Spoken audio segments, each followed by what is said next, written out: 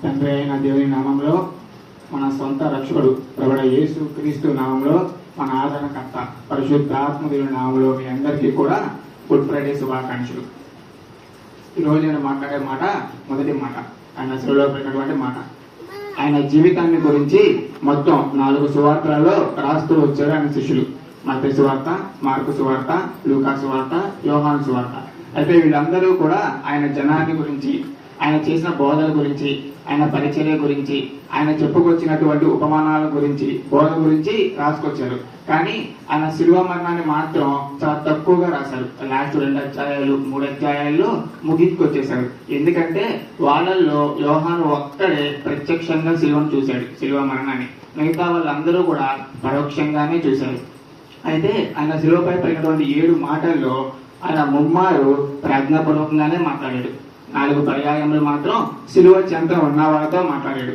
ఆ ప్రార్థనాపూర్వకంగా మాట్లాడే మొదటి మాట, ఆయన శిలువపై పలికిన మాట ఒకటే, అదే తండ్రి వీరేమి చేయుచున్నారో వీరు ఎరుగరు కనుక వీరిని క్షమించండి. ఆయన ఇది ప్రార్థనాపూర్వకంగా దేవునితో మాట్లాడుతున్నాడు. ఏమని? ఆయన ఎవరైతే బాధ పెట్టారో, వీడు ఎప్పుడు దొరుకుతాడా, ఎలాగైనా వీడిని చంపేయాలి అని ఎప్పటి నుంచో పన్నాగాలు పడుతున్నటువంటి యాజకుల గురించి, పరిసయ్యుల గురించి, సద్దుకేయుల గురించి ఆయన ప్రార్థన చేస్తూ ఉన్నాడు. ఆయనని రాళ్లతో కొట్టి చంపేయాలనుకున్నారు. వాళ్ళ గురించి కూడా వీరిని క్షమించు ప్రభువా అని ప్రార్థన చేస్తున్నాడు. ఆయన తలపైన ముళ్ళ కిరీటాన్ని పెట్టి నొక్కి హింసించిన వాళ్ళని గురించి ప్రార్థన చేస్తున్నాడు. ప్రభువా వీళ్ళని క్షమించు. ఆయనని రాళ్లతో కొట్టి చంపాలనుకున్న వాళ్ళ గురించి కూడా ప్రార్థన చేస్తున్నాడు.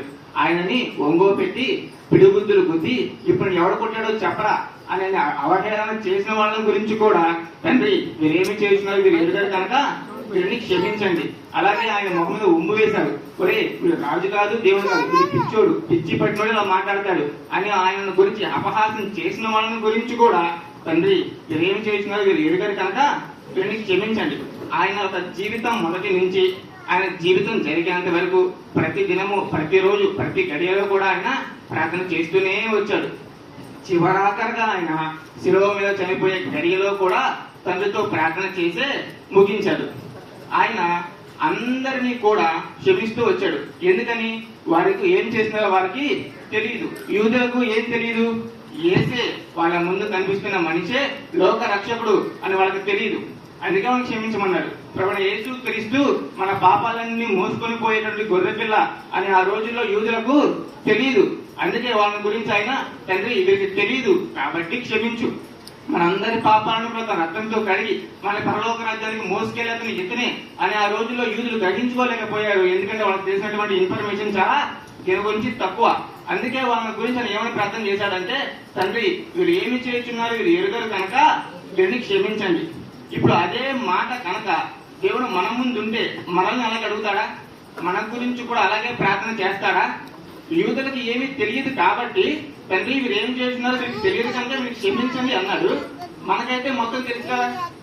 యేసే పరలోకం ఇచ్చాడు తెలుసు, ఆయన దైవ కుమారుడు తెలుసు, ఆయన దేవుని బిడ్డ తెలుసు, మనందరి పాపాలు కూడా క్షమించి పరలోకాన్ని తీసుకెళ్ళాలని మనకి తెలుసు, ఆయన రక్తంతో కడగబడిన వాళ్ళని తెలుసు.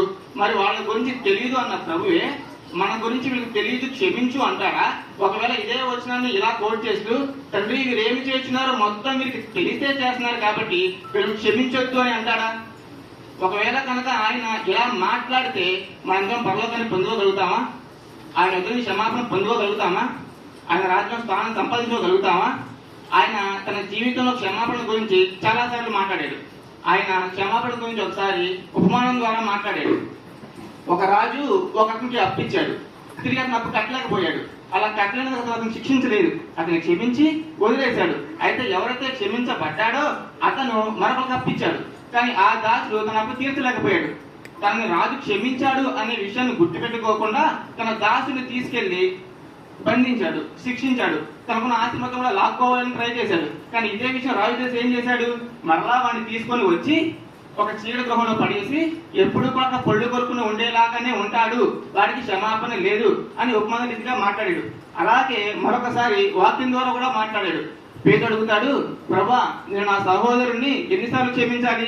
7 మార్లు క్షమించే సరిపోతుందా లేదు. నువ్వు నీ సహోదరుని 70 ఏళ్ల మార్లు మటుకు క్షమించినా సరే సరిపోదు, నిరంతరము ఎప్పుడు కూడా క్షమిస్తూనే ఉండాలి అని చెప్పుకొచ్చాడు. ఇలా ఉపమానాల ద్వారా వాక్యం ద్వారా మాట్లాడిన దేవుడు ఇప్పుడు తనకు ఎలాంటి బాధ వచ్చిందయ్యా అంటే తననే కొడుతూ, తననే హింసిస్తూ, తననే బాధ పెడుతూ, తననే చాలా నీచాధికంగా చూసిన పరిస్థితుల్లో కూడా ఆయన ఏదైతే బోధించాడో, ఆయన ఏదైతే ప్రకటించాడో, ఆయన క్రియల్లో చూపించాడు, తండ్రి వీరందరినీ కూడా క్షమించు అని. అయితే ప్రభువైన యేసుక్రీస్తు ప్రతి ఒక్క పాపాన్ని కూడా క్షమించగలడు, క్షమిస్తాడు. కానీ మన జీవితాల్లో కొన్ని క్షమించబడలేని పాపాలు కూడా ఉంటాయి. అవి ఏంటయ్యా అంటే ఒకటి మనం చూద్దాం. హెబ్రీయులకు రాసిన పత్రిక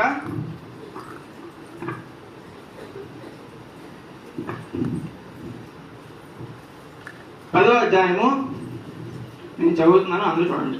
హెబ్రీయులకు రాసిన పత్రిక 10వ అధ్యాయము 26వ వచనం. మనము సత్యమును గురించి అనుభవ జ్ఞానం పొందిన తరువాత బుద్ధిపూర్వకంగా పాపము చేసిన ఎడల చేసిన పాపములకు బలి ఇకను ఉండదు. కానీ ఈ వాక్యంలో ఏం చెప్తుందంటే, ఒకవేళ కనుక బుద్ధిపూర్వకంగా పాపము చేస్తే ఇక బలి ఉండదు. ఈ వాక్యం ఏం చెప్తుంది? ఇంకా బలి, ఇంకా క్షమాపణ ఉండదు అని చెప్తుంది. అదేంటి? ప్రభువైన యేసుక్రీస్తు రక్తంలో ప్రతి ఒక్క పాపం కూడా క్షమించబడుతుంది అనే కదా మనం చిన్నప్పటి నుంచి తెలుసుకున్నది. అందరూ కూడా బోధిస్తున్న వాక్యం అదే కదా. కానీ ఈ వాక్యం ఎందుకు అలా చెప్తుంది? ఈ వాక్యం అందరి గురించి కాదు, కానీ అక్కడ మనము అనే మాట ఎవరికయ్యా అంటే క్రైస్తవులకి. క్రైస్తవుల్లో విశ్వాసులు ఉన్నారు, అవిశ్వాసులు ఉన్నారు. క్రైస్తవులు బాప్తిసం పొందిన వాళ్ళు ఉన్నారు, బాప్తిసం పొందని వాళ్ళు ఉన్నారు. క్రైస్తవులు అనే వాళ్ళ గురించి మాత్రమే ఈ వాక్యాన్ని పౌలు రాస్తూ ఉన్నాడు. అది ఎవరి గురించి అంటే బుద్ధిపూర్వకంగా. బుద్ధిపూర్వకంగా అంటే ఏంటి? అది ఒక ఈవెంట్ కాదు, అదేదో అనుకోకుండా జరిగిపోయింది కాదు, అదేదో పొరపాటున అయిపోయింది కాదు. అది కావాలని తెలిసి ప్లాన్ చేసుకొని అన్ని సెట్ చేసుకొని చేసిన పాపమే బుద్ధిపూర్వకంగా కావాలని చేసిన పాపం. ఏదైతే మనం ఒక సందర్భాన్ని చూస్తామో ఆ సందర్భాన్ని ఎలాగైనా సరే కోరుకొని దానినే జరిగించాలని భావించి కోరి ఎప్పుడైతే మనకు అవకాశం దొరుకుతుందో అలా కావాలని చేసేసిందే బుద్ధిపూర్వకంగా చేసినటువంటి పాపము. ఈ బుద్ధిపూర్వకంగా అందరూ పాపం చేస్తారు. అందరూ కూడా అది ఏ మతమైనా, ఏ కులమైనా, ఏ రీజన్, ఏ దేశమైనా సరే కావాలని బుద్ధిపూర్వకంగానే పాపం చేస్తారు. అయితే వాళ్ళకి మనకు తేడా ఏంటంటే సత్యమును గురించి. మొదటి లైన్లో సత్యమును గురించి అంటే ఏంటి? ప్రభువైన యేసుక్రీస్తు రక్షకుడు అని ఎరిగి, ప్రభువైన యేసుక్రీస్తు మనం క్షమించాలని తెలిసి, ప్రభువైన యేసుక్రీస్తు తన రక్తంలో మనం కలిగి పరలోక రాజ్యం మనకి ఇవ్వడానికి వచ్చాడని అనుగ్రహించాలని తెలుసుకొని కూడా ఆయనే నిజమైన దేవుడని ఎరిగి ఆయన యొక్క కృపావరములు పొందుకొని ఆయనను గురించి పూర్తిగా 100% ప్రభువైన యేసుక్రీస్తు దేవుడు అని గ్రహించుకున్న మనము అదే సత్యము. ఆ సత్యం తెలుసుకొని కూడా అనుభవ జ్ఞానం పొందిన తర్వాత, అనుభవ జ్ఞానం అంటే ఏంటి? ఆయన ఇచ్చిన కృపను పొందుకున్నాం, ఆయన ఇచ్చిన ఉద్యోగాలు పొందుకున్నాం, ఆయన ఇచ్చిన తిండి తింటున్నాము, ఆయన ఇచ్చిన వస్త్రాలు కట్టుకుంటున్నాము, ఆయన కృప ద్వారానే, ఆయన దయ ద్వారానే ఆయన అనుగ్రహించిన జీవితాన్ని జీవిస్తున్నాము. ఆయనను తెలుసుకొని ఆయన అనుగ్రహించామని పొందుకొని తర్వాత కూడా ఏం చేస్తాము? బుద్ధిపూర్వకంగా పాపము చేసిన ఎడల ఆ పాపములకి ఇక బలి ఉండదు, అంటే ఇక క్షమాపణ ఉండదు.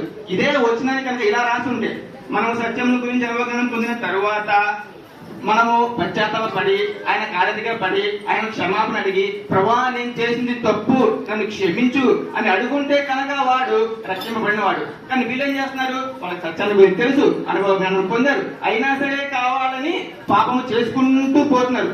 ఇలా ఎవరైతే కావాలని ఆయన తెలుసుకొని కూడా పాపం చేస్తున్నారో వాళ్ళకు ఇక బలి ఉండదు, అంటే వాళ్ళకి క్షమాపణ ఉండదు. ఇదే వచ్చినాన్ని ఇంకా బాగా అర్థమయ్యేలాగా మాట్లాడుకుంటే, ఇశ్రాయేళ్ల దేవుడికి దేవుడు తెలియదు, యెహోవా అనే ప్రభు అని తెలియదు. అబ్రహాం దేవుడిని ప్రార్థిస్తున్నారు, అబ్రహాం దేవుడికి బలి అర్పిస్తూ వస్తున్నారు. అలాంటి వాళ్ళ దగ్గరికి దేవుడు మోషేని పంపించాడు. దేవుడి గురించి, యెహోవాను గురించి పూర్తిగా చెప్పించాడు. వాళ్ళు నివసిస్తున్న ప్రదేశంలోనే, ఐగుప్తు దేశంలోనే, అదే చోట 10 తెగుళ్ళు ఐగుప్తుకు రప్పించాడు. కానీ ఇశ్రాయేలుకి ఏమీ జరగలేదు. వాళ్ళని రక్షించాడు, కాపాడాడు. వాళ్ళకి దేవుడు అంటే ఎవరో, దేవుడు చేసే పని అంటే ఏంటో తెలియజేశాడు. అలా తెలియజేసిన తర్వాత వాళ్ళని అక్కడి నుంచి బయట తీసుకొచ్చాడు. వాళ్ళ ముందు ఒక పెద్ద సముద్రాన్ని పెట్టాడు. ఆ సముద్రాన్ని చీల్చి ఆరింపజేసి దాని మీద నడిపించాడు. ఇప్పుడు వాళ్ళకి ఆయన గురించి తెలియజేసిన తర్వాత అనుభవాన్ని ఇస్తున్నాడు. ఆయన ఏ పని అసలు చెయ్యగలడు అని. వాళ్ళు ఎడారిలో వెళ్తుంటే వాళ్ళకు మన్నాను కురిపించాడు, మన్నాను తినే భాగ్యాన్ని ఇచ్చాడు. అది కూడా అనుభవించారు. వాళ్ళకు నీళ్లు లేకపోతే బండను చీల్చి నీళ్లు తాగే అనుభవాన్ని ఇచ్చారు. వాళ్ళకి సత్యాన్ని గురించి తెలియజేశాడు, అంటే ఆయన గురించి చూపించాడు. ఆయన తెలుసుకున్న వాళ్ళకి అనుభూతిని కూడా ఇచ్చాడు. రకరకాల సౌకర్యాలను కల్పించాడు. అలా కల్పించిన తర్వాత కూడా వాళ్ళు ఎక్కడికి పోయారు? విగ్రహారాధనకు పోయారు. ఎక్కడికి పోయారు? అన్ని దగ్గరికి పోయారు. అన్ని దేవతలు బయట మంది పెట్టారు. అన్ని దేవతల దగ్గర మొక్కడం, అన్ని దేవతలకు డాన్స్ వేయడం, అన్ని దేవతలకు బలు అర్పించడం, అన్ని దేవతలకు వాళ్ళ పిల్లల పేర్లు పెట్టుకోవడం, ఇలా జరిగించుకుంటూ వచ్చిన తర్వాత ఏం చేశాడు? వాళ్ళందరూ కూడా చంపేశాడు. వాళ్ళలో ఎవరూ కూడా ఏం చూడలేదు? పార్వతిని ప్రవహించిన ప్రదేశాన్ని చూడలేకపోయారు. సత్యముల గురించి అనుభవం పొందిన తర్వాత బుద్ధిపూర్వకంగా పాపము చేశారు కాబట్టి, తెలిసి కూడా చేశారు కాబట్టి వాళ్ళకి ఏం లేదు? క్షమాపణ లేదు. ఇలా క్షమాపణ లేని వారిని గురించి కింద ఏం చెప్పింది? న్యాయపు తీర్పుకు భయముతో ఎదురు చూచుటయు విరోధులకు దహించబో తీక్షణమ అగ్ని ఇకను గుండును. ఇదే వచనంలో విరోధులు. అసలు విరోధులు అంటే ఎవరు? దేవుడికి అసలు విరోధులు ఉన్నారా? దేవుడిని నిర్మించినటువంటి పరలోక రాజ్యంలో ఆయనకున్న విరోధులు ఎవరయ్యా అంటే, ఆయనకు వ్యతిరేకంగా తిరిగినటువంటి ఒక దేవతల గుంపు. ఆ గుంపు మాత్రమే ఆయనకి ఎవరు? విరోధులు. ఆ విరోధుల కొరకు ఏం చేశాడు? ఒక చీకటి నిత్య అగ్ని వాళ్ళ కోసం పెట్టాడు, వాళ్ళని తగ్గించడానికి, వాళ్ళని శిక్షించడానికి. అయితే ఈ విరోధులు అనబడేటువంటి చోటకి కొంతమంది మనుషులు కూడా చేరిపోతున్నారు, మనుషులు కూడా ఏడవుతున్నారు. వాళ్ళు ఎవరయ్యా అంటే, రోమే రాసిన పత్రిక 3వ అధ్యాయంలో చెప్పుకుంటూ వస్తున్నాడు. ఏమనంటే, ప్రతి ఒక్క మనిషి కూడా పాపం చేస్తున్నాడు. ఏ భేదము లేదు. ప్రతి ఒక్క మనిషి కూడా దేవుని గురించి ఉన్నతమయమను పోగొట్టుకుంటూ ఉన్నారు. వాళ్ళందరూ కూడా ఎవరు మంచిగా లేరు, అందరూ కూడా పాపం చేసే పోగొట్టుకున్నారు. అయితే వీళ్ళు ప్రభువైన యేసుక్రీస్తు ద్వారా విశ్వాసం ఉంచడం వల్ల మాత్రమే, ప్రభువైన యేసుక్రీస్తు సొంత రక్షకుడిగా అంగీకరించడం వల్ల మాత్రమే వాళ్ళందరూ కూడా నీతిమంతులుగా తీర్చబడ్డారు. అబ్రహాము కూడా దేవుని యందు విశ్వాసం ఉంచాడు కాబట్టి నీతిమంతులుగా తీర్చబడ్డాడు. అదే ఉంటది. మోషే కూడా నీతిమంతులు అలాగే తీర్చబడ్డాడు. దావీదు కూడా అలాగే తీర్చబడ్డాడు. 5వ అధ్యాయం అదే రోమి 5వ అధ్యాయంలో వీళ్ళందరూ కూడా పాపం చేసిన వారు అయ్యుండి ఆయనను విశ్వసించినందున 5వ అధ్యాయానికి విరోధులు కన్నా వీళ్ళందరూ కూడా దేవుడికి సమీపస్తులయ్యారు. విరోధులు ఉన్న ప్రతి ఒక్క మనిషి కూడా ఎవరైతే ఆయన విశ్వాసం ఉంచుతారో వాళ్ళందరూ దేవుడికి సమీపస్తులు అవుతారు అని చెప్తున్నాడు. కానీ ఎవరైతే ఆయన విశ్వాసం ఉంచలేదో వాళ్ళు మాత్రం విరోధులే. అదే మనకి 26వ అధ్యాయంలో కనబడుతుంది. బుద్ధిపూర్వకంగా పాపము చేసిన వాళ్ళందరూ కూడా విరోధులే. ఎవరైతే ఆ విరోధంలో ఉన్నారో కూడా వాళ్ళు క్షమించబడకుండా ఎక్కడికి పోతారు? శిక్షణమైన అగ్ని చోటికి పోతారు. అలాగే దాని కింద 28వ వచనం, ఎవడైనా మోషే ధర్మశాస్త్రమును నిరాకరించిన ఎడల 2-3 సాక్షుల మాట మీదకు కరణింపకుండా వారిని చంపించుదురు. ఏదైతే ఇలా బుద్ధిపూర్వకంగా కావాలని పాపం చేసుకుంటూ పోతారో దేవుని ఎరిగిన వాళ్ళని మోషే ధర్మశాస్త్రం ప్రకారం మోషే ఏం చేయించాడు? ద్వితీయోపదేశకాండము 17-13 అధ్యాయాల ప్రకారం వాళ్ళని తీసుకొచ్చి ఊరి వాళ్ళని తీసుకొచ్చి గుంట తవ్వి గుంటలో వాళ్ళని పెట్టి రాణతో కూడా చంపేయాలి. అదే రాజు ధర్మశాస్త్రం. అదేంటి? దేవుడు అంత అన్యాయస్తుడా?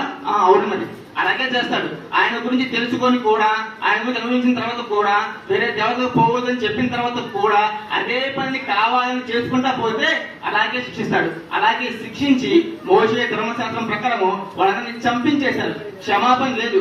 ఒకవేళ కనుక వాళ్ళకి తెలిసిన ఇంత కొంచెం గురించే, మోషే ధర్మశాస్త్రంలో యేసుని గురించినటువంటి వివరణ ఎక్కువ లేదు, వాళ్ళకి తెలిసిన ఇంత దానిలోనే చంపేయండి అంటే, ఈ రోజు మనకు యేసుని గురించి, రక్షణ గురించి, పరలోక వార్తల గురించి, ఆయన యొక్క మర్మం గురించి ఎంత తెలుసు? చాలా తెలుసు. మరి మనల్ని ఏం చేయాలి?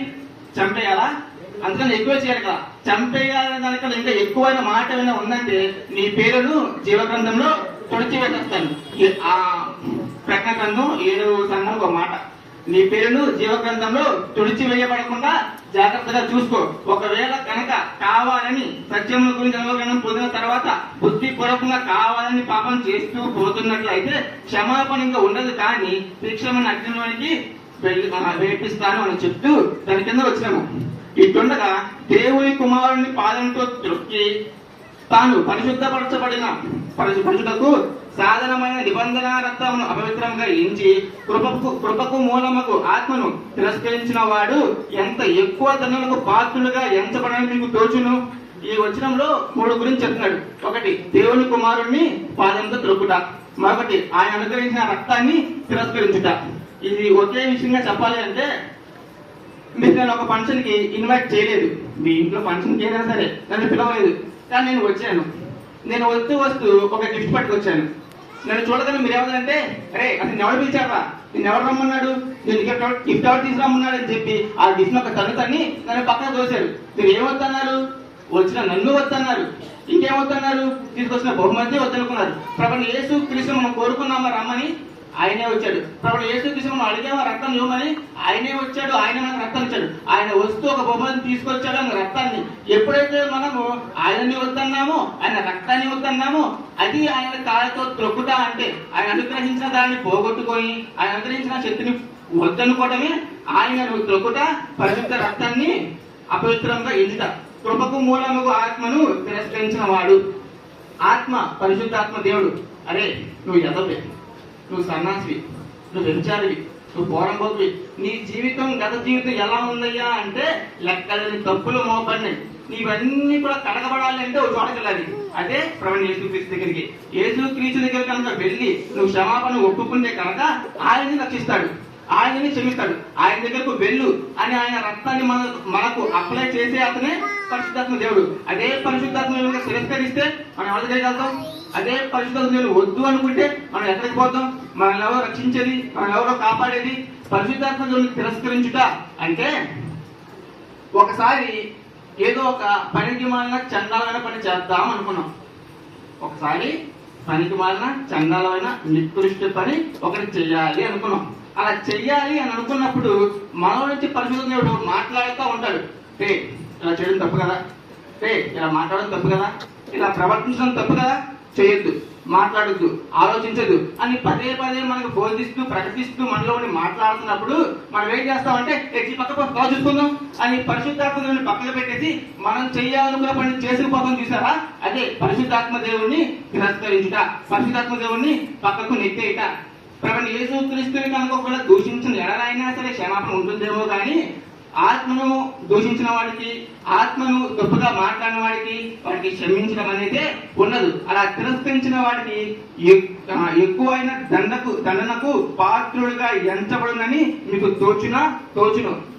ఎంత పరిశుద్ధాత్మకంగా దూషిస్తే ఎంత కాదు, లెక్కలేనంత, చెప్పలేనంత ఎక్కువ దోషణ మీకు వస్తుంది అని పౌలు ఈ వచనంలో రాస్తున్నాడు. ఎవరైతే ఇలాగ చేసుకుంటూ పాపాలుగా ఒక స్థాయికి వెళ్ళిపోయారు, ఒక పెద్ద స్థితికి వెళ్ళిపోయారు, ఇంకా దేవుడి వాక్యం వద్దు, పరిశుద్ధాత్మ వద్దు, ఈ లోకంలో ఉన్న దేవుడి సహవాసం వద్దు, దేవుడితో కనుక ఉంటే ఈ సంపాదించుకోలేము, దేవుడితో కనుక ఉంటే పొందుకోలేము, అదే లోకస్తులు చూడు ఎంత బాగున్నారో, దేవుడే మనకి వద్దు అంటే ఆయన గురించి సత్యాన్ని అనుభవించి ఎదిగిన తర్వాత కూడా బుద్ధిపూర్వకంగా చేసినట్లయితే ఏం జరుగుతుందయ్యా అంటే 31వ వచనం, జీవము గల దేవుని చేతిలో పడుట భయంకరము. ఒకవేళ కనుక ఇదే విధంగా ఇదే రకంగా ఆయన బాధపడతా ఉంటే ఆయన మనల్ని ఒకసారి తిరగడానికి ట్రై చేస్తాడు. ఆయన ఏం చేస్తాడు? బాధపడటం. ఒకసారి అంతా ఒక గొర్రెల కాపరి ఒక మందను మేస్తూ ఉన్నాడు. ఆ మంద మొత్తంలో కూడా ఒక చిన్న గొర్రె పిల్ల అంటే చాలా ఇష్టమైంది. ఆ గొర్రె పిల్లని ఎప్పుడు మెల్ల మీద వేసుకునే తిప్పేవాడు. ఎప్పుడు దాన్ని అలాగే చిన్న బిడ్డలాగా చూసుకుంటూ వచ్చాడు. అయితే దాని లోపల ఏం పెరిగింది? గర్వం పెరిగింది. నేను అన్నింటిలో కూడా ప్రత్యేకించిన వాడిని, ఈ గొర్రె పిల్లలందరికన్నా కూడా నేను ఎక్కువ దానిగా నా యజమానుడు చూస్తున్నాడు అని గర్వం పెట్టుకొని అన్ని ఒక చోట మేస్తుంది. ఈ గొర్రె పిల్ల మాత్రమే మేస్తుంది, విడిగా మేస్తుంది. అన్ని కూడా ఒకే గొంతులో నీళ్లు తాగుతుంది. ఈ గొర్రెపిల్ల ఏం చేస్తుంది? విడిగా నీళ్లు తాగుతుంది. అన్ని కూడా తన యజమానుడు పిలిచిన వెంటనే పరిగెత్తుకుంటూ వస్తుంటే ఈ గొర్రెపిల్ల ఏం చేస్తుంది? నిదానంగా ఎప్పుడుకో నెమ్మదిగా వస్తుంది. ఇవన్నీ చూసిన తను ఏం చేశాడంటే ఒక పని తెలుసుకున్నాడు. ఒక రోజున దాని కాలు విరగొట్టాడు, దాని పక్కన కూర్చోబెట్టుకున్నాడు. దారిని పోతా అన్నాడు, ఒరే నువ్వు ఎంతో ఇష్టమైన గొర్రె పిల్లకి అలా రక్తం కారుతుంటే అలా చూస్తూ వదిలేసావు ఏంట్రా అంటే, లేదు నేనే దాని కాలు విరగొట్టాను. ఎందుకని? ఇది నా మాట ఎంతలా ఎక్కడికో పోతుంది. నా భయం ఏంటయ్యా అంటే ఏదైనా దుష్ట మృగంలో పడి దీని ప్రాణం పోగొట్టుకునిద్దేమో అని నా భయం. అందుకే దీన్ని కాలు విరగొట్టా. ఇప్పుడు ఏమవుతుంది? ఇది నా కాడే ఉంటది. ఇప్పుడు ఏం చేస్తుంది? దీనికి ఆహారం కావాలా? నేనే పెట్టాలి. నీళ్లు కావాలా? నేనే ఇవ్వాలి. ఒకవేళ కనుక ఇప్పటికే మన జీవితంలో కనుక విరగొట్టించుకున్నట్లయితే మనకే మంచిది. మనం పాపంలో పడిపోకుండా దేవుడు మనల్ని కాపాడాడు. ఒకవేళ కనుక దేవుడు నలగొడుతున్నట్లయితే మనకే మంచిది, దేవుడికి దూరం అయిపోకుండా దగ్గర చెయ్యాలి అనుకున్నాడు. ఒకవేళ కనుక మన జీవితంలో మనము సత్యముల గురించి అనుభవం పొందిన తర్వాత కూడా పాపము చేసుకుంటూ పోతే క్షమాపణ లేదు అని గ్రహించుకొని ఇప్పటికైనా ఈ రోజుకైనా సరే ప్రభువైన యేసుక్రీస్తుని గురించి తెలిసి అనుభవించిన మనము ఆయన బాధల చెంతకు వచ్చి క్షమించమని బతిమాలుకుంటే ఆయన క్షమించేవాడు, మనకు నిత్య జీవాన్ని అనుగ్రహించేవాడు. ఈ రోజు చిన్న ప్రార్థన చేసుకుందాం. దేవా నన్ను క్షమించు అని కళ్ళు మూసుకొని.